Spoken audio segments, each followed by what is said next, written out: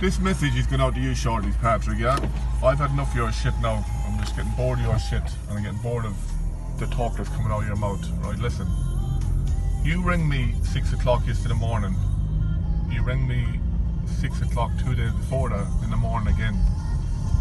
I told you last week, I said, listen, if you're arguing with Terry, stop calling your sister names. I wouldn't call my sister names, no, no, no. I just told you in a nice mannerly way, stop calling your sister names.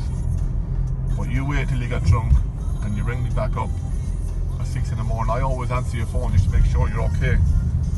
Anyway, you start threatening me on the phone saying you're going to stick a knife in my ribs and bust my ribs cage with a knife. You're going to stab me with a knife. You told me that your brother Martin gave me a baiting and you and your brothers are going to give me another baiting. Now, Patrick, I put up with that bullshit all yesterday morning. I said, look, you're drunk again, Patrick, you're carrying on. And I told you, look, I said, you should be ashamed of yourself for what you're doing. I said, your wife must be an alcoholic letting you drink like this. I said, the best thing to do with you, Patrick, is send her back to Ireland with her father and mother and look after yourself and your children. I said, if you don't, where are you going to end up? Because you're drinking 3 or 4 days a week, Patrick. Now, before I even said this about your wife, you brought Shirley's name up. You said, I got no wife, no daughter, I've got no one. You said, I'm going on around your mother's house, lying in your mother's place. I lived there 2 nights last week, and my outfit was there. I don't know who's telling you these stories, but I won't be lying in the house again, whoever's telling you the stories. You know what I mean? Anyway, Patrick, listen to this. You said, look, I've got no woman. Patrick, listen for a second. This is going to the whole world. I've got better women than you'll ever have in your life.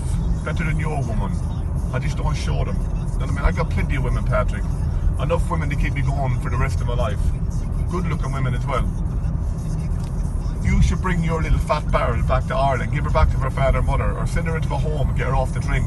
Now, Patrick, you've started this yesterday morning talking about my daughter, talking about me, telling me that what Martin done to me, and telling me that you're going to stab me. I'll tell you this now, and this goes to the whole world. I'm going to bait you to death when I get my hand on you this time. I'm not going on around the site anymore. I'm staying away from the site for that simple fact. Now listen, Patrick, when I get you, I'm baiting you, I'm punching your face in, and any man that tries to stop me from baiting you is going to get it as well. I don't care who he is. Look, when I'm baiting you, the man that tries to stop me is going to get punched off me as well, and that's a fact. Now listen, I'm out there for you, and I'm gunning for you, and when I get you, you're getting hurt this time, because this is your final stop, Patrick. I'm going to stop you for once and for all now. Goodbye.